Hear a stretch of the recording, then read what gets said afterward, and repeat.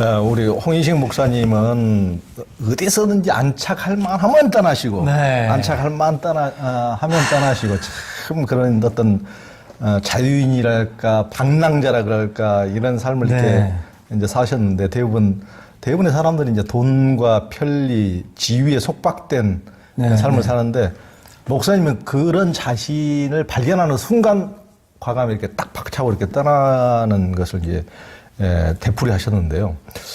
지금도 이제 가장 되돌아가고 싶은 것으로 꼽을 만큼 아르헨티나 부에노스아이레스 신석교회 목회가 좋았죠. 사실 그때는 40대 중반이었고 예. 박사학위 막 끝냈고 제가 쓴 책도 스페인어로 쓴 책이 베스트셀러가 됐어요. 나름대로 신학계에서. 지금도 20년 가까이 됐는데 지금도 여전히 쓰이는 교과서예요.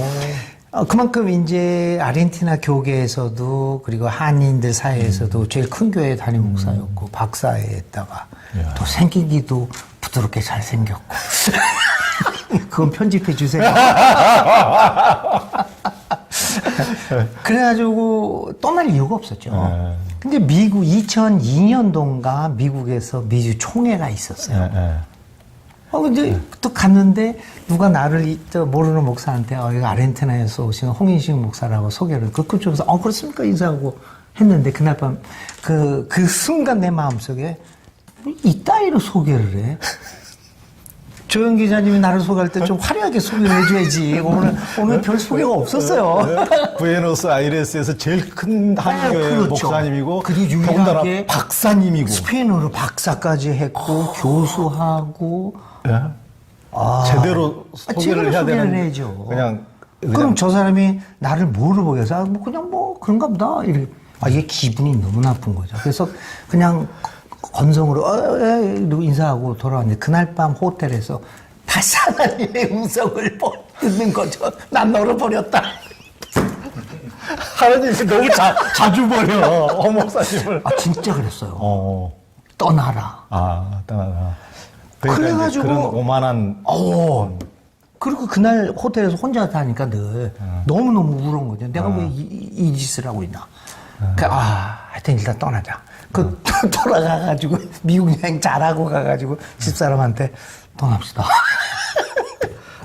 사모님 뭔 죄야? 그래가지고는 찾아본 게 그래서 보니노 박사한테 나 이래서 떠나겠다고 그러니까 쿠바 생각도 못했죠 나는. 쿠바라는 나라는 아이디어도 없었으니까. 그분이 미게스 보니노 선생님이 나 가난한 나라 이런 데를 했거든. 그러니까 가난한 나라. 저 어려운 데 가서 살고 싶다.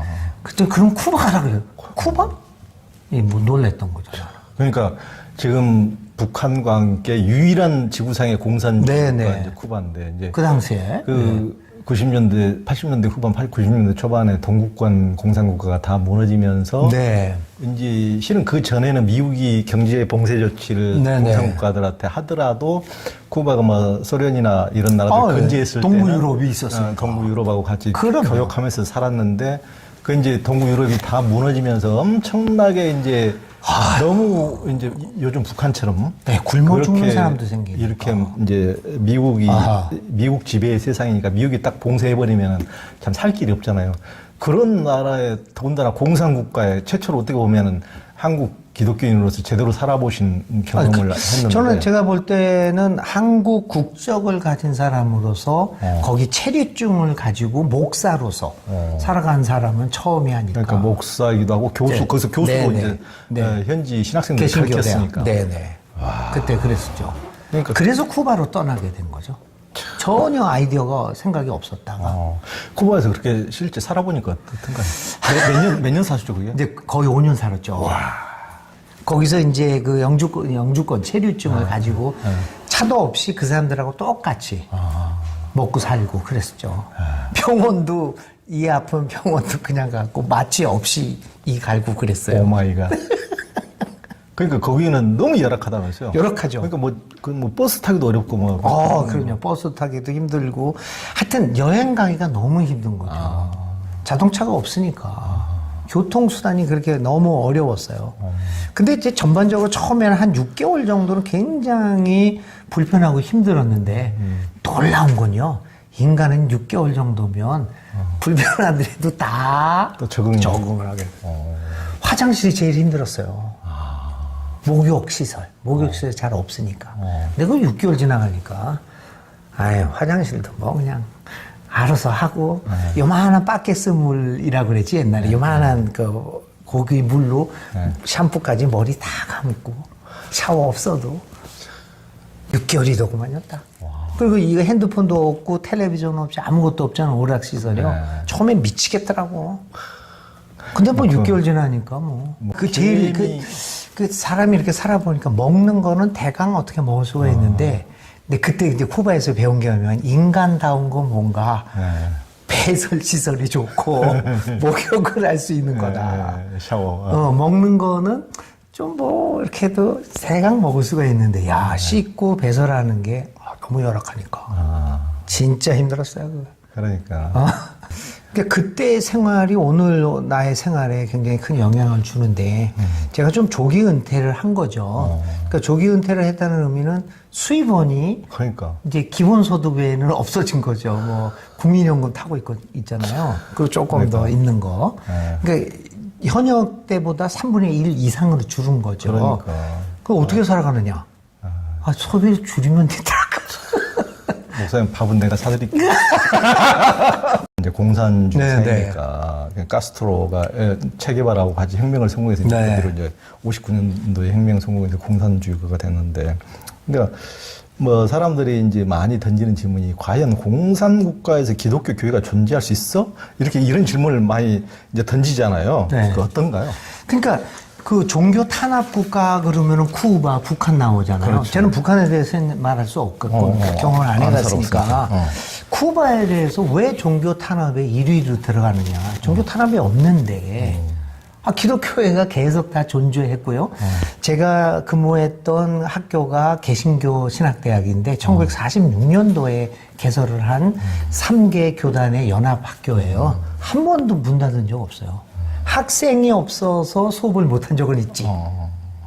근데 한 번도 정부가 개입을 해서 문 닫게 한 적은 없었죠. 한 번도 교회가 정부에 의해서 강제적으로 폐쇄된 적은 없어요. 교인들이 다 마이애미로 도망가서 문 닫은 교회는 많았지. 그러나 그리고 거기 종교청이 있어요. 교회 협의회가. 그래서 그 교회 협의회가 우리 같이 선교사로 들어가려고 하는 사람에게 종교 비자를 발행해요. 그래서 쿠바라고 하는 나라는 제가 살고 있어서 당시에 미리 몰래 들어가서 전도할 이유가 없었어요. 교회 협의회 허가를 받아서 목사로 들어가요. 그 나보고 목사라고 그래요. 딱 출입국 들어가려고 하는 관리가 종교 비자고 목사님 그러면서 해주고 대접 좋았죠. 근데 왜 이 공산주의와 기독교가 못할 이유가 하나도 없는 거죠. 그 사람들의 어떤 기독교인들의 그 쿠바에서도 어떤 신심이라 이런 게 있나요? 그럼요. 교회들 많이 다니죠. 교회들 많이 다니고 이제 그 한 가지 이제 좀 다른 건 뭐가 있냐면, 이 사람들은 종교를 믿을 자유도 있지만 안 믿을 자유도 있다라는 이 말이에요. 이게 참 묘한 말인데요. 무슨 말이냐면, 안 믿을 자유가 있다는 건 뭐냐면 나한테 강제로 전도하지 말라. 길거리에 다니면서 예수 천당 불신 천국 길거리에서 하면 안 돼요. 교회 안에서 하면 돼요. 그러니까 누가 교회를 찾아와서 믿겠다고 그러면 아무런 문제가 없어요. 근데 다니면서 강요할 수는 없다. 그게 조금 우리나라하고는 좀 다르다는 거죠. 그걸 종교 자유가 없다라고 얘기한다면 저는 좀 그건 아니라고 봐요. 그러니까 얼마 전에 이제 그 쿠바의 지도자 카스트로가 이제 죽었잖아요. 네네. 죽기 전에 프란치스코 교황하고 그 뭐 대담하고 이런 책들도 많이 나온 적이 있었는데, 그 의외로 굉장히 영성적으로 깊은 뜻이에요. 그게요. 저는 이제 스페인어로 된 거인데 그게 1995년도에 대화한 거예요. 그래요? 프란시스코하고 한 건 아니고 브라질의 해방 신학자였던 프란시스 베토라는 사람이 있어요. 베토 신부예요. 해방 신학자예요.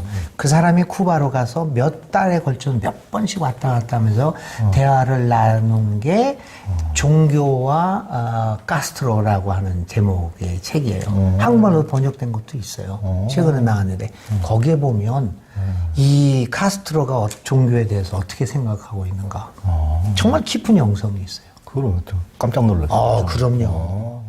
그 종교를 기독교를 탄압한 적이 없어요. 지금도 마찬가지죠. 네. 그러니까 그 예전에 보면은 그 쿠바에 대한 영화 춤추고 그 펍에서 부에나비스타 소시알. 너무 그 낭만적이고 와 정말 너무 멋져. 그거 보고 나는 쿠바에 막 열병을 앓은 적이 있는데 안 가고 싶다. 그러니까 그렇게 이제 90년대 이후 미국 경제 봉쇄로 너무 어려워지니까 그런 낭만이 사라졌나요? 아니요. 그런 낭만 그대로 남아 있죠. 그 펍 같은 길거리에 뭐 계속 춤추고. 음악하고 춤추고. 네. 칵테일 누구지 노인가봐 누구지 해밍웨이가 즐겨 했대는 칵테일 아직도 잘 먹고 모히또라는 거. 모히또. 나는 그거 한번 먹었다 너무 독해가지고. 저는 잘 마실 수 있는 거. 독해가지고. 우리나라도 이제 끊임없이 주위에 외침을 많이 받아가지고 이제 정말 한이 많이 쌓인 나라 아닙니까? 근데 이제 미는 이제 콜럼버스가 온 이후로 이거 말할 수 없는 이제 참혹한 고통을 이제 겪었잖아요. 네네. 그러니까 실은 그런 제국주의의 대부분의 선교사들도 이제 제국주의 앞장을 섰는데, 그러나 거기에서 이제 반발한 양심적인 사제들도 있었다면서요. 그렇죠. 이제 홍 목사님이 그 홍인식 목사가 쉽게 쓴 해방신학 이야기, 이제 이 책에 보면은. 이제 그런 이야기부터 이제 출발하는데 한번 좀 말씀해 주세요. 이제 여러분 이제 뭐 많은 사람들이 이제 알겠지만 해방신학이 태동하게 된 동기가 바로 이제 그 가난했던 토착민들의 이야기부터 시작되잖아요. 그때 안타니오 몬테시노 신부. 네, 몬테시노 신부. 그분이 이제 인디오 학살에 대한 간략사라는 책까지 읽어요. 1512년. 그렇죠. 그래서 이렇게 하나님의 형상으로 창조된 사람들을 죽이는 건 너희들이 그게 할 일이냐 이렇게 했던 사람이고 그 사람의 설교를 듣고 회심한 사람이 당시 장사꾼으로 왔던 바르톨로메 델라 까사스라는 사람이 있어요. 그 신부가 인디오의 성자라고 알려진 사람. 인디오들을 위해서 했던 사람들. 그 사실 이 학살사는 굉장합니다. 1492년에 콜럼버스가 도착한 이후로 한 100년여에 걸쳐서 정복이 시작되는데 들려지는 얘기하면 알래스카부터 저 티에라 델 푸에고라고 남미 끝까지 해서 이 몽고 반점이 있는 인디오들이 각 부족들이 한 1억 정도가 살고 있었답니다. 근데 그 100년 동안의 세월에 적어도 7천만 명이 학살이 되고 씨가 말려요. 그러니까 그 나치에 학살된 유대인 10배 이상. 10배 이상이요. 근데 유대인의 학살에 대해서는 온 세계가 하지만 거기서 사라진 7천 명의 인디오들에 대한 이야기를 되짚어 보는 역사는 별로 없는 거죠. 그러니까 너무 처참해서 저도 예전에 기독교 목사님이 그때 한번 써내신 기독교 제약사란 그걸 읽어보고 정말 너무나 좀 좀 반성을 해야 될 필요가 있죠 우리가. 진짜. 기가 막히더라고. 네, 맞아요. 근데 이제 그 목사님, 그러니까 그 신부님이 이제 1511년에 몬테시노 신부님이 그때 당시에 이제 그 도미니크 수도의 소속 신부들하고 그렇죠. 그때 그 대림절 강론에서 이제 책에 이게 맞아요. 책에 대림절 강론에서 있었던 거예요. 이제 이게 좀 감동이 있던데 이게 그리스도의 소리는 여러분에게 이렇게 말합니다. 여러분들은 죽음에 이르게 되는 죄악 속에 있습니다. 여러분들은 죄 없고 순진한 사람들에게 인디오들에게 행한 폭행과 잔악한 행위로 말미암은 죄 속에 살고 있고 그 죄로 인해 죽고 말 것입니다. 나에게 대답해 보십시오. 당신들은 도대체 어떤 권리와 정의로 순진한 인디오들을 노예로 삼고 잔악한 행위를 서슴지 않고 있는 것입니까? 무슨 권한으로 평화롭고 순진하게 자신들의 땅에서 살아가고 있는 이들을 향해서 전쟁을 하고 그들의 무고한 목숨들을 빼앗고 있는 것입니까? 이들은 인간이 아니란 말입니까? 그들은 영혼이 없단 말입니까? 여러분은 이들을 여러분의 몸처럼 사랑해야 하는 의무가 없단 말입니까? 이러한 것들을 도대체 이해하지 못하고 있단 말입니까? 이 일을 계속한다면 예수 그리스도 믿기를 원치 않음으로써 신앙이 없는 터키인들이나 혹은 이슬람 교도들처럼 여러분들도 구원을 받지 못할 것입니다. 그러니까 이제 스페인 당국이 당장 이 도미니카 수도역 소속 신부들의 강론 금지 네네, 강론 금지됐죠. 해버렸더만요. 근데 그 강론을 들은 사람 중에 하나가 바르톨레메 델라 까사스라고 후일 이제 라틴 아메리카 대륙에서 첫 번째로 사제 그거를 받는 사람이에요. 그 사람이 인디오들의 권리를 위해서 살다가 순교한 사람. 그러니까 자신들이 소유했던 노예를 즉각 그분이 이제 석방했더만요. 석방하고 야 그런 분들도 있는데. 그죠. 양심의 소리들이 있었죠. 그러니까. 그 해방신학은 그것을 기원으로 보고 있죠, 우리는. 그러니까. 역사적 기원으로. 그러니까 또 이제 그 이후에 그런 목사님 책에 보면 아투웨이 추장 사건.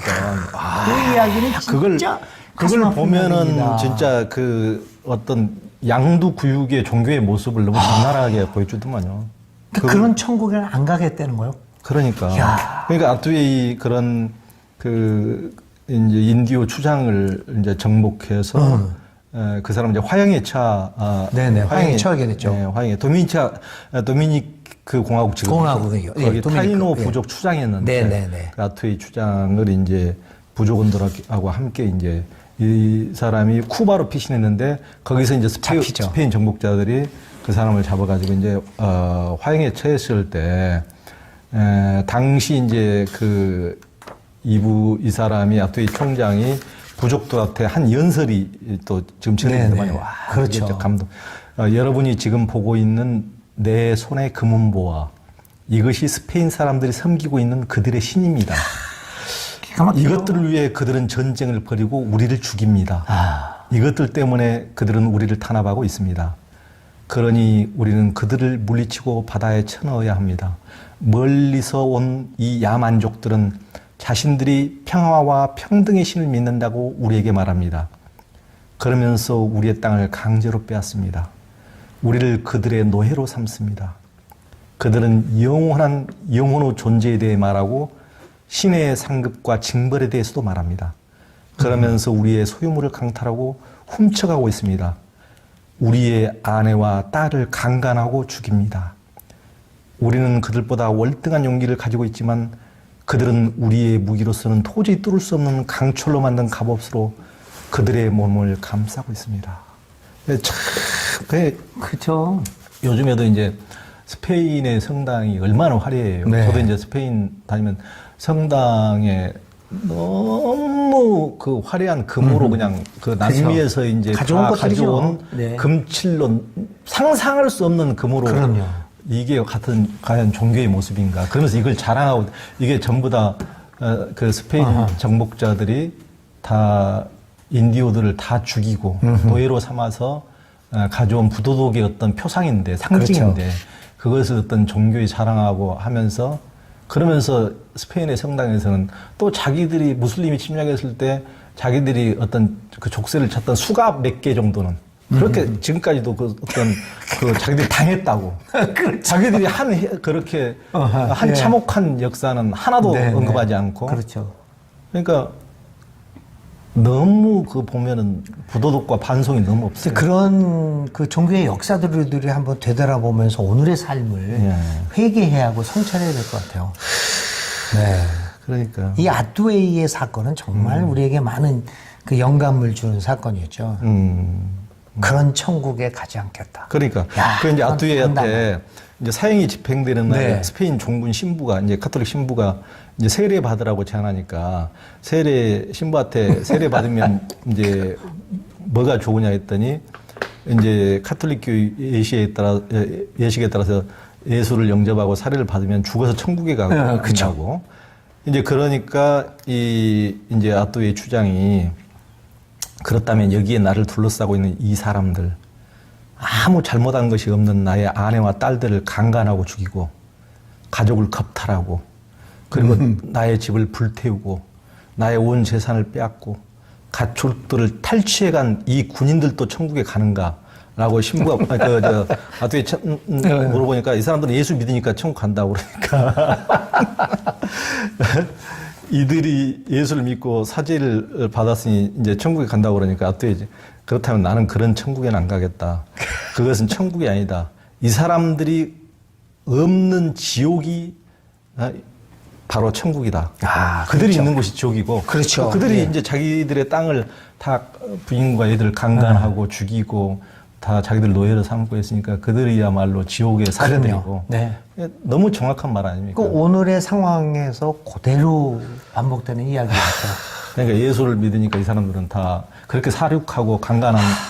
그러니까 그런 거를 가르치는 종교가 어떻게 참된 종교가 될 수 있겠습니까? 말이 아니죠. 그러니까 이런 자기들이 어떤 당한 고통에 대해서 한국에서도 이제 가톨릭이 순교를 당했다고 지금까지도 계속 이제 뼈를 이렇게 이제 숭배하고 그것을 세상에 알리고 순교당했다는 역사를 하지만은 그러니까 어떤 가톨릭이 저지른 역사 죄악에 대해서는 너무 최근에도 그 카나다에서 애들 뼈 그거 다 발견했잖아요. 수백 개가 발견됐는데 그것에 대해서도 다 그냥 유야무야 그냥 해버리고 반성이 너무 없는 거죠. 그러니까 그것은 반성을 그렇게 심각하게 하지 않는다는 것은 언제든지 기회가 오면 그런 행위를 할 수 있다는 그렇죠. 거죠. 그러니까 예. 한국에서도 그런 식으로 자기들이 힘들 때는 국가의 힘이 강했을 때는 순교를 당했지만은 또 당장 제주도로 가가지고 한 100년 전에 이재수에 난 그렇죠. 얘기 혹시 들어보셨는지 모르겠지만은 네네네. 그때 그 얼마나 제주민들을 그 겁탈하고 신부들을 등에 맞아요. 업고 프랑스 신부들을 등에 업고 그 불과 순교당한 지 자기들 순교당한 지 얼마 안 돼서 제주도로 가서는 또 인디오들한테 했던 것처럼 그런 해악을 똑같이 했거든요.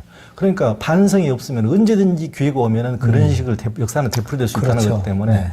너무 가톨릭이 쉽게 모든 것을 그러니까 좋게 종교로서 좋은 역할, 선한 역할도 많이 하지만은 그러신 뭐 신부나 수녀님들 저는 훌륭한 역할을 하신 분들을 많이 알고 있지만 그런 역사에 대해서는 훨씬 더 지금보다 한 10,000배는 더 심각하게 반성해요. 그렇죠. 그런 것들 진짜 깊게 성찰하고 쉽게 되돌아봐야 성찰이 너무 돼요. 없어요, 그런 네, 데서. 맞습니다. 네. 너무 안타까워요. 라틴 아메리카 역사에서도 그런 것들이 좀 짚고 넘어갈 역사들이죠. 그러니까요. 그러니까 무슨 이제 스페인 정복자들의 편에서 콜럼버스를 성인으로 뭐 해야 된다는 뭐 그런 얘기가 나오니까 뭐 저번에 저 남미의 어떤 차고스 대통령인가? 네, 우고 차베, 베네수엘라. 베네수엘라. 그 사람이 그러더만요. 그러니까 맞아. 신대륙의 발견의 날이 아니고 뭐 이것은 수치의 날, 인류 수치의 그렇죠. 날이고. 네. 그러니까 인류를 그런 식으로 학살하고 누가 발견했다는 것은 전형적인 서구인의 시각이 이미 그럼요. 그 땅에서는 그렇게 1억 가까운 거의 1억 가까운 사람들이 평화롭게 살고 평화롭게 있었거든요. 살고 있었는데 그럼요. 그것을 그러니까 우리 지금 총균세라는 책도 보면 네. 이제 지식인들이 가장 많이 보는 책인데 이제 서울대학교에서도 가장 대출 1위 도서가 총균세인데 그 책 보면 그걸로부터 남미의 그 스페인 정복자들이 가가지고 그렇죠. 어떤 식으로 그 사람들에게 얼마나 그 참혹하게 이렇게 또 남미에서는 인디오들은 뭣도 모르고 그냥 환대하고 환대했었죠. 그 사람들은 그런 걸 모르니까. 이제 막 다 자기들을 초청한 사람들 이런 사람들을 다 가두고 불태우고 그래요. 도망가는 얘들은 손발을 다 자르고 참혹했죠. 왜? 아우. 그래서 우루과이의 언론인이었던 에두아르도 갈레아노라는 사람은 라틴 아메리카를 가리켜서 서구인들에 의해서 혈관이 절개된 혈관 이런 표현도 썼죠. 핏줄 이렇게 여러 제꼈으니 뭐.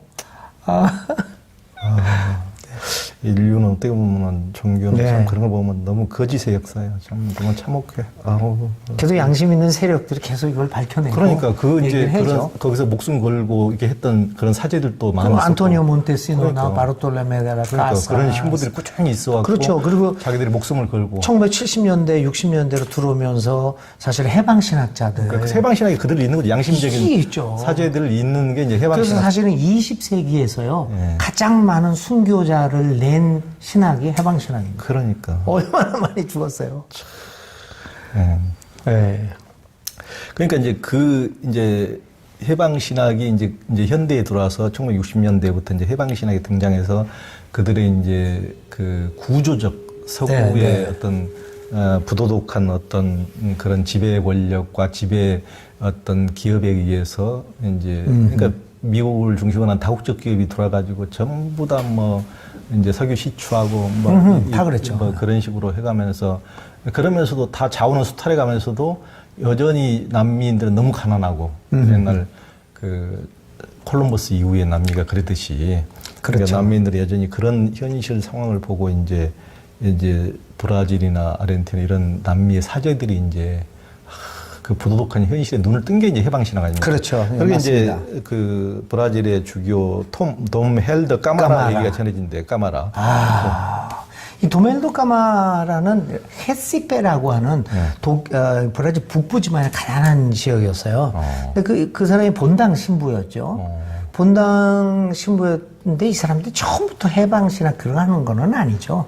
삶의 정황 속에서 발견하는 상황 속에서 하는데 어느 날 소위 이제 신방, 우리 기독교식으로 얘기하면 신방을 마치고 돌아오는데 자기 본당으로 돌아오는데 석양이 지고 있었어요. 한 젊은 여자가 가슴을 풀어헤치고 아기를 젖을 먹이고 있는 광경을 보는데 그러니까 어우러지잖아. 석양과 젊은 얼마나 모양이 좋습니까? 너무나 낭만적으로 그 모양을 보고 있어. 너무 이뻐서 그걸 쳐다보고 있는데 가슴 주위가 붉은기가 있는 걸 보는 거죠. 가까이 보니까 애가 젖을 빨고 있는데 피가 젖꼭지에서 피가 나오고 있는. 먹을 게 젖이 나오지 않고 이제 안 계속 빠니까 젖이 나오니까 피가 나오는. 벌써 이 여자가 3일 이상을 굶은 거야. 그 장면을 보고 도멜도 까마라가 완전히 뒤집어진 거죠. 하나님은 어디 계신가? 우리는 뭐 하고 있는가? 이런 성찰들이 나오게 되면서 그럼 이 여자는 왜 3일 동안 아무것도 못 먹고 아이는 피를 빨아먹고 있는가? 거기서부터 구조적인 문제들 생각하면서 이 도멜도 까마라가 해방신학을 그런 해방신학에는 말을 쓰지는 않았죠 처음부터. 그렇죠. 그 구조적인 문제를 보면서 여기에서의 구원이라는 것은 이러한 것으로부터의 가난으로부터의 벗어남이다. 이렇게 됐던 거죠. 그러니까 스페인의 그 성당의 그 화려한 그 남미의 토착민들을 다 죽이고 사륙하고 자원을 금덩이 다이아몬드를 다 가져가서 치장한 그것으로 막 예수와 마리아의 막 찬양하듯이 자기들이 엄청나게 종교적으로 훌륭한 것처럼 그런 식으로 호화롭게 치장한 것처럼 그런 남미에서도 실은 많은 성직자와 이런 사람들이 군부 독재나 이런 사람들을 오히려 옹호해주고 같이 친하고 부자들하고 막 이렇게 하면서 그들은 이제 종교에 같이 그 헌금 기부도 많이 하니까 그들이 훨씬 신앙적으로 더 괜찮은 크리스찬인 것처럼 그렇죠. 이런 식으로 서로 공생관계를 유지하는 이런 부조리, 구조적인 부조리를 이제 도멜도 까마라 그 분이 예전에 했던 너무 감명 깊은 얘기가 뭐냐면은 내가 가난한 이들에게 먹을 것을 주면 사람들은 나를 성인이라고 부르고 내가 가난한 이들이 왜 먹을 것이 없냐고 물으면 사람들은 나를 빨갱이라고 부른다. 지금도 그러잖아요. 지금도 그러죠. 얼마나 참 이율배반적인 말이 안 되는. 그렇죠. 이제 거기서 사실 해방신학이 나왔고, 그렇지만 이제 그 지배층들에 의해서 빨갱이로 매도되기 시작했던 거죠. 헬도 까마라가 얘기한 것처럼. 그냥 먹을 것만 줘라. 그러니까요. 그러면 이제 해방신학의 선구자로 주목할 만한 인물들은 어떤 인물들이 있나요? 그 이제 물론 이제 구스타보 구티에레스 같은 사람 뭐 그런 사람도 있고 근데 이제 그 뭐 레오나르도 보프 같은 사람들도 있죠. 그런데 그분들은 유명한 학자로서 이제 선구자로서 이제 이름이 나 있지만 사실은 이름이 덜 나 있는 까밀로 또르레스라는 하는 사람도 있어요. 콜롬비아 사제였는데요. 이 정부군이 너무나 농민들을 탄압하다 보니까 어쩔 수 없는 거예요. 맨날 죽으니까. 그러니까 미얀마 사람들이 총을 들듯이 농민들이 총을 들은 거죠. 이 까밀로 또르레스가 총을 들고 있어요. 콜롬비아에서요. 그리고 이 반군의 지도자가 된 거죠. 아무래도 신부다 보니까 그 농민들의 지도자가 될 수밖에 없었어요. 그 총을 들고 전투에 나갑니다. 첫날 전사예요. 아이고. 까밀로 또르레스. 이름도 없었죠. 예, 그런 분들이 사실은 목숨을 바친 분들. 그러니까. 근데 뭐 엘살바도르 같은 경우에는 뭐 존 소브리노가 있는데 그 대학에 있었던 분들인데 그 존 소브리노의 그 친구들, 신부들 7명이 어느 날 밤에 그냥 살해당했더만요. 잠자고 있는 데 봐서 그대로 제가 그 현장을 가봤거든요. 그러니까 이제 몇십 년 후에 재작년에 사진들이 있는데 진짜 비참합니다. 형체가 없어요. 그냥 한 방 쏴서 죽이지. 죽은 사람을 그냥 이 형체가 없어요. 그냥 길바닥에 쫙 늘어세웠고. 근데 그런 분들이 사실은 어떻게 보면 이름도 잘 모르고 알려지지도 않았지만 그렇게 목숨을 바친 그분들이 진리와 해방을 위해서. 저는 그런 분들이 진정한 순교자지. 네. 진짜 어떤 가난한 사람들의 이웃을 위해서 저희들이 네. 무슨 영화가 있겠어요. 아무런 그냥 없이 그냥. 군부독재 편에 있으면 네. 편하게 그 사람들이 기부도 많이 하고 성당에 그렇죠. 돈도 가장 많이 갖다 주는 또 사람인데. 신부, 그런데 신부니까. 목숨이 이태롭게 그런 분들이야말로 진정한 진짜 순교자지. 무슨 뭐 아무런 것도 없이 무슨 한국에 와가지고 지금 뭐 수많은 사람들이 뭐 순교자 그것은 뭐 제산진에서 그건 순교가 저는 아니라고 보거든요. 그런 게 뭔가를 위해서 이웃을 위해서 맞아. 뭐 평등한 그게 또 진정한 순교자죠. 사실은. 순교자지. 네. 그래서 그 해방신학에 순교한 사람들의 이야기를 들어보면, 그리고, 비록 그 강제로 죽지는 않고 나이 들어서 죽었다고 하지만, 요번에 죽은, 지지난주에 죽은 파블로 리차드라고 하는 분이 있어요. 늘 코스타리카에서 만났던 신부인데요. 그분은 칠레 사람이에요. 1973년도에 피노쳇이 그 군사혁명 일어나잖아요. 목숨 위협을 받아가지고 코스타리카로 도망을 갑니다. 평생 거기서 가난하게 살다가 83세로 지지난주에 돌아가시죠. 그런 분들. 그러니까 저도 이제 홍 목사님하고 같이 그 브라질에 네. 그 상파울로 금교에 우리가 이제 그 그 자르징 예. 안젤라시 천사의 정원. 거기 이제 그 빈민촌에 우리 같이 갔잖아요. 네네, 그래 자이메 이제 신부. 마르티네스 교회, 거룩한 네네네. 순교자의 교회. 네. 그 자이메 신부님 진짜 감동이 그 그런 식으로. 20살인가 그때 아일랜드 사람으로서 왔었잖아요. 브라질에. 와. 그러니까 자이메 크로우 신부. 네, 크로 맞아. 기억난다. 그러니까 우리 한국인 성정모 교수님 네. 해방신학이 아주 세계적인 이제 거두고 그렇죠. 우리 그 홍인식 목사님하고 너무 친하고 저도 이제 거기 가가지고 솔직히 이제 처음에 가서 우리 첫날 그 상파울로 도착한 날 네네. 성정모 교수님하고 거의 하루 종일 얘기를 네네, 했잖아요. 맞습니다. 근데 맞죠. 저도 이제 기자니까 한국에서 너무 많은 교수들을 만나 뵀지만은 네. 그날 제가 진짜 그 정도로 그 영감을 주시는 분은 진짜 한국에서 못 본 것 같아요. 그 사람 한국이 낳은 세계적 교수 중에 하나예요. 세계 그 석학의 반열에 들어가는 분인데. 그래서 왜 이렇게 그 감동이 될까 했더니 이게 어떻게 보면 교수들의 한계라는 것은 너무 관념, 이론, 현실과는 약간 괴리가 있는 그렇죠. 치열한 어떤 삶과 동떨어지는 그냥 이론이고 지식책일 뿐인데 이분은 현실과 가슴에서 나오는 어떤 지식과 지혜를 네네. 얘기하니까 뭔가 다르구나. 엄청나게 해박인데 이것은 그렇죠. 이론과 지식이 아니고 네네. 이분이 직접 빈민촌 다니면서 늘 그걸 그렇죠. 함께하면서 가르치고 그렇죠. 그러니까 세계적인 해방 신학자이면서도 그런 데서 이분의 뭔가 다르구나. 네, 맞습니다. 오늘 홍 목사님하고 친구고 동갑이신데 거기 그 상파울로 그분이 무슨 감신 네네. 감리교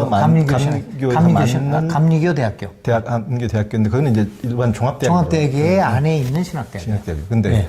아주 세계적인 생명모 교수님 그래서 이제 그분의 책도 한겨레 출판사에서 저 이번에 이제 냈죠. 욕망과 관련해서 네네. 그분은 이제 해방신학의 문제를 어떤 인간의 욕망의 문제까지 네네. 그쪽으로까지 보시고 이렇게 연결했죠. 그러니까 그 자이메 신부님 거기 빈민촌에서 하는 그 공동체도 성정모 교수님이 가서 가르치고 가르치고 그럼요. 하신 듯 같이 활동했죠.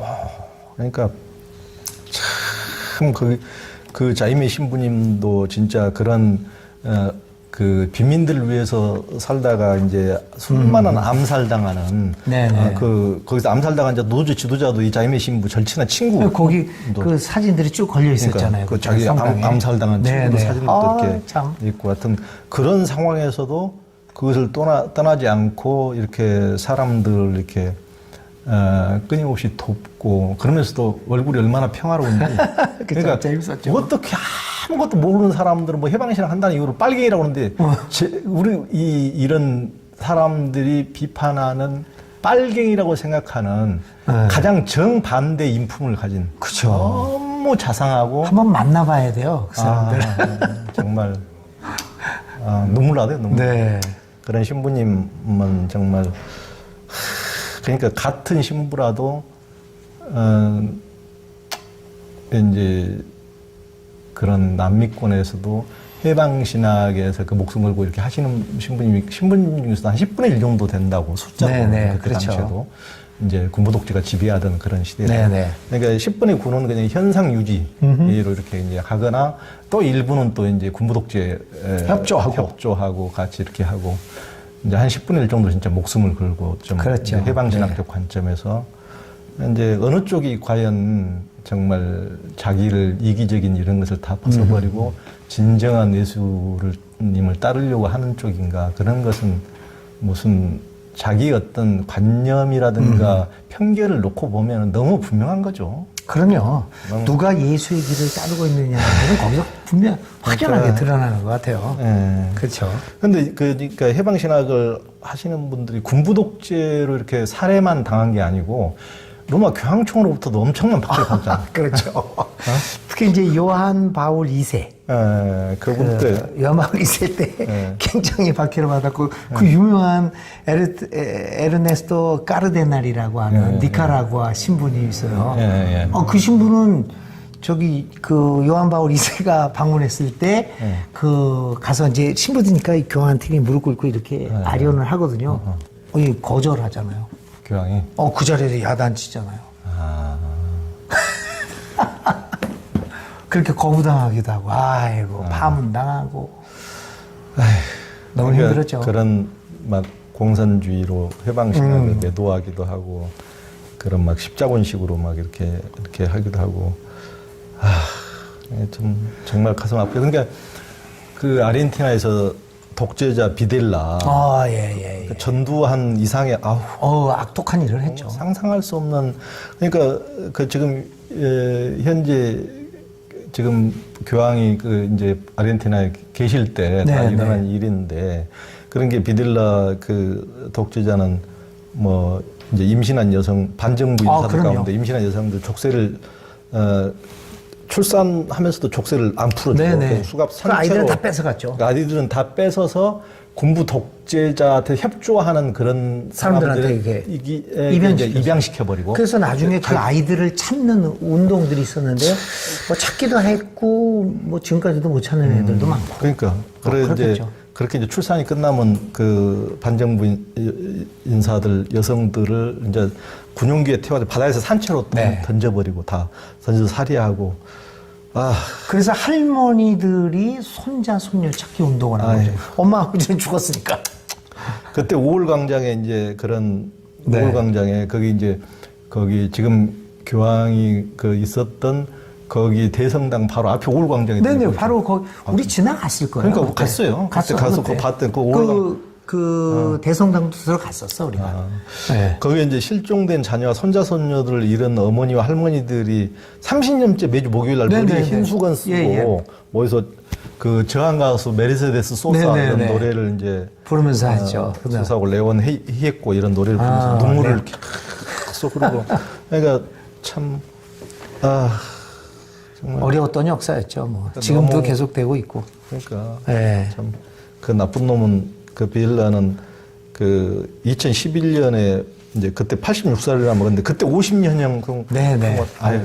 근데 거기서도 나는 그 아르헨티나 국민들의 뭐 우리나라도 그러겠지만 아주 놀라운 그 사건이 하나 있었어요. 해군 제독 중에 마세라시라는 사람이 있었는데 그 군부 독재였죠. 그러니까 다 이제 처벌받고 나왔어요. 어느 날 그 사람이 식당에서 밥을 먹고 있었던 거야. 이런 식당에서. 근데 사람들도 시민들도 딱 있었죠. 어떤 사람이 그 사람을 발견한 거야. 그래가지고 그 사람한테 간 거예요. 나가라. 너 같은 살인자 우리 같이 여기서 먹읍시다. 나가라. 그러니까 주인한테도 저거 내보내라. 그러니까 안 나가는 거죠. 그렇다고 주인이 쫓아낼 수는 없는 거죠. 권리니까. 전 시민들이 그 손님들이 먹고 있다가 이게 안 나가니까 우리들이 나간다. 같은 식당에서 저 독재자 살인자하고 밥을 먹을 수 없다. 시민들이 다 이러면서 나간 사건도 있었어요. 아, 그렇구나. 그 기계가 놀라운 거죠. 그러니까. 우리도 좀 그랬으면. 전두환이가 밥을 먹고 있는데 가가지고 나가라. 안 나가면 우리가 나가. 그런 사건도 있었어요. 에피소드. 그러니까 그 우울 그 어머니들이 뭐 자기들의 이제 뭐 민주화 좀 된 이후에도 뭐 자기들의 권리라든가 이런 것은 일체 뭐 이런 것을 놔버리고 그냥 이렇게 굉장히 도덕적으로 정말 뛰어난 사람들이에요. 너무나 훌륭하신 분들. 네, 그래서 올해 광장 어머니와 할머니들. 네네, 그때 그 얘기들이. 그러니까 그들의 편에서 유일하게 위안을 주고 도와줬던 분들이 이제 또 해방신학의 신분. 네, 그런 신분들이었죠. 네, 그런 분들이 네. 그 고통에 울던 이제 한국에도 이제 그런 광주에서 있을 때 이제 조비오 신부님이라든가. 그렇죠. 막 그런 조비오 분들이죠. 신부님이 저희 고향 분인데 같은 그 임금 저희 태어난 임금 마을 분인데 이제 그런 분들이 참 그 학살당한 시민들을 위로해 줬고 네, 도왔듯이 여기서도 이제 해방신학자들이 그래서 해방신학자들이 그 역할을 했었죠. 그렇죠. 해방신학 사실은. 이제 사제들이. 네네. 그러니까 해방신학은 이제 그렇게 자신을 희생하고 가난한 사람들과 함께 하겠다는데 그것에 칭송해주기는커녕 좋은 글씨를 새겨놓고 이제 박해하고. 그런 네네. 또 해방신학에 대한 오해 가운데 대표적인 게 해방신학은 빨갱이냐, 공산주의 아니냐 이런 것인데 어떻습니까 실상? 저는 뭐 사실 지금 세상이 좋아져서 말씀드릴 수도 있는데 좌파다 우파다 그런데 뭐 우파는 좋다고들 얘기하는데 왜 좌파가 나쁜 것일까라는 근본적인 질문을 던져봐요. 해방신학이 사회주의적인 경향이 있는 것은 사실이죠. 왜 그러냐면 평등하게 골고루 살아가야 하는 것을 목표로 삼고 있기 때문에. 근데 저는 근본적으로 질문을 합니다. 우는 좋고 좌는 나쁜 건가? 평등하게 살아가자는 것은 예수님의 기본 핵심이죠. 가르침이시죠. 그렇죠. 근데 그런 거를 추구하는데 왜 빨갱이라는 그런 딱지를 붙이고 악한 것이라고 하는 딱지를 붙일까? 그것은 바로 기득권층들의 자기 그 기득권을 놓치지 않겠다라고 하는 욕망 속에서 온 거지. 그렇죠. 이제 그런 것들이 좀 있는 것 같아요. 네. 그리고 이제 해방신학은 거기엔 예수가 없다라고도 하는 어떤 거예요. 말도 안 되는 얘기죠. 오히려 나는 그 극우적인 기독교가 예수가 없다라고 생각하는데 그들에게는 저기 몬테시노나 그 아투에가 얘기한 것처럼 금과 은을 신으로 삼고 있고 예수가 없고 오히려 해방신학에는 금과 은이 없고 예수가 있죠. 진짜 예수 없는 사람들이 예수 있는 우리를 가지고 예수 없다고 그러면 적반하장이지 진짜. 그러니까 아까 이때 추장 말씀하셨듯이 그런 것 같아요. 그 스페인의 그 남쪽의 안달루시아 쪽에 이제 대성당에 가면은 거기에 굉장히 독특한 걸 보고 제가 깜짝 놀랐는데 예를 들면 그 나라는 스페인은 그때 당시에 이제 카톨릭 국가였고 이제 모든 이제 왕들이 전부 다 남미에 보내는 것도 이제 속에는 전부 다 그 야욕, 거기 금을 훔쳐오고자 하는 사람들을 다 죽이고라도 가져오고자 하는 그런 이제 상업과 결탁된 경제적인 욕망과 결탁된 그게 제국주의인데 이제 겉으로는 이제 카톨릭의 선교, 그렇죠. 이제 그런 명분은 그런 식으로 내세우고 이제 했는데 그 성당에 보면은 거기에 콜럼버스의 무덤이 있는데 성당이 제일 좋은 자리에 콜럼버스를 무덤이 어떤 식으로 되어 있냐면은 스페인의 그 카톨릭의 최고의 왕, 네 왕이 있어요. 우리나라 같으면 세종대왕, 아하, 뭐 그런 무슨 정조, 가장 영조, 가장 훌륭한 왕들만 네 명을 이렇게 하듯이 거기서 스페인의 카톨릭의 가장 훌륭한 네 명의 왕이 그 관의 네 귀퉁이에서 콜럼버스를 모시고 관을 들고 이동하는 장면이에요. 그러니까 그들이 진짜 숭배하는 게 뭐냐. 그렇죠. 과연 그런 정복과 야욕, 훔쳐오는 것, 물질적인 모두 그렇죠. 잡는 것을 다 죽이고라도 학살하고 침략해서라도 훔쳐오는 자기들의 배를 채우는 것. 진짜 숭배하는 것은 진짜 만몬이라는 거죠. 그렇죠. 상징적으로 맞습니다. 겉으로는 네. 예수를 모신 성당 같지만은 그걸 보고 상징적으로 제가 이제 보는 것 같았는데 이게 과연 어느 쪽에 진짜 예수가 있느냐 없느냐. 네, 제가 네. 보기에는 거기는 예수가 없었어요. 스페인의 그렇죠. 그런 콜럼버스를 그런 식으로. 그래서 사실 해방신학은 그 예수를 잃어버린 예수를 아니면 금과 은으로 대치되어 버린 예수를 회복하자라고 하는 그렇죠. 신학 운동이었고 저항 운동이었고 예. 목회 운동이었다라고 보죠. 그러니까. 그래서 해방신학 보고 예수가 없다라고 하는 건 정말 적반하장의 이야기다. 그러니까. 또 해방신학은 폭력적인 혁명을 꾀하는 폭력주의로도 내려되는데 어떻습니까? 아까도 얘기했지만 까밀로 토르레스처럼 총을 들고 그날 죽은 사람들도 있기는 있어요. 그렇죠. 그런데 그들이 총을 들었던 이유는 너무나 강한 그 총에 대항하기 위한 것으로 이게 들었고, 근데 그건 굉장히 극소수예요. 만약 해방신학이 폭력적이었다면 이렇게 많은 사람들이 순교당하지는 않았겠죠. 그렇죠. 그러니까 폭력적인 것이 아니라 폭력의 희생을 한 거지. 하고라도 예수 정신을 지키고 비폭력이었으니까 이렇게 가장 많은 순교자를 냈지. 가난하고 폭력자였으면. 고통받는 사람들을 네. 도와주려고 그랬지. 그러다가 죽은 거죠. 그러다가 죽은 거죠. 수많은 로메로 대주교 같은 그 사람들. 사람 뭐 했다고 그냥 미사들이다가 죽은 건데. 정말 그때 우리 옛날에 그 영화 보고 얼마나 진짜 펑펑 울었는지. 제가 진짜. 2019년도에 거기 갔다 왔잖아요. 그래. 엘사바도르. 참 그런 훌륭하신 사제 네. 주교가 그런 분들을 어떻게 폭력적이라고 말할 수 있는가? 그러니까. 네, 그런 거죠. 근데 그거는 이제 폭력적인 사람들이 자기의 폭력을 감추려고 우리를 이제 해방신학을 폭력적이다 얘기하는 것 같아요. 한두 가지 예를 들면서. 그러니까 뭐 빨갱이니 예수가 없니 폭력적이니 이런 식으로 넷대리를 좋은 글씨를 씌우는 것은 실은 해방신학이 이기적인 기득권자들, 이기적인 그런 그 성직자들을 너무 전곡을 찌르는 옳은 말을 하기 때문에 그런 말을 입을 봉쇄하기 위해서. 그렇죠. 도전하니까. 입을 봉쇄하게 하면서 자기의 기득권을 유지하기 위해서. 기득권 편하게 독재자와 부자와 편한 지금 카르텔로 지금 잘 유지되고 있는데 그것을 정말 뒤집으려고 그러니까 이제 가난한 자들의 편에서 좀 더 나누고 왜 그렇게 하지 않느냐 이런 식으로 이제 부조리함을 폭로하고 이렇게 하니까 이제 그런 색깔론을 씌워가지고 말문을 막게 하려는 의도가 저는 이제 있다고 보는데 굉장히 정치적인 의도들이 많죠. 그렇죠. 해방신학에 대한. 그러니까 그들이 이제 실은 우상숭배를 그 어떤 기독교 근본주의자들이 제일 안 좋다고 맨날 하는데 실은 제사를 지내거나 무슨 불상이나 성물을 그런 놓는 게 뭐 얼마나 폐해가 있어요. 그 자체보다는 실은 진짜 자기들의 욕망에 의해서 그렇죠. 그게 더 큰 문제죠. 돈을 우상하면서 다른 사람의 목숨도 생명도 아랑다지 않고 그냥 가난한 자들 다 이제 죽여도 좋다는 식으로 그게 진짜 그거야말로 신을 섬기는 것이 아니고 물질을 섬기는 만몬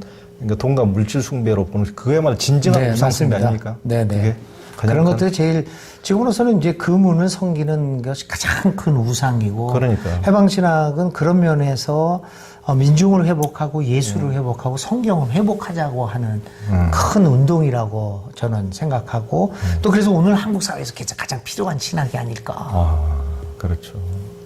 그러니까 우리는 이제 가장 종교적이고 이제 자기가 성결하다고 이렇게 자랑하는 이들이 이제 그런 종교인들이 실은 독재자를 옹호하고 같이 뭐 우리나라도 예전에 독재자들 그렇죠. 하고 같이 맨날 조찬기도 뭐 하고 우리나라에서 제일 큰 교회 이제 목사들이 주로 이제 거기서 이제 가장 그 독재 찬양 발언하고 그런 식으로 그러면서 이제 실은 박해나 고문 납치를 이제 자행하는 그런 독재자들 편에서 그런 식으로 하면서 일상에서는 남녀 차별하고 장애인 차별, 동성애자 차별, 이방인 차별 그런 그 선결하다는 크리스천들이 오히려 이제 그런 경우를 많이 보게 되는데 선결하고 더 네네. 종교적이라고 주장하는 사람들이 그 뭐가 잘못된 것일까요?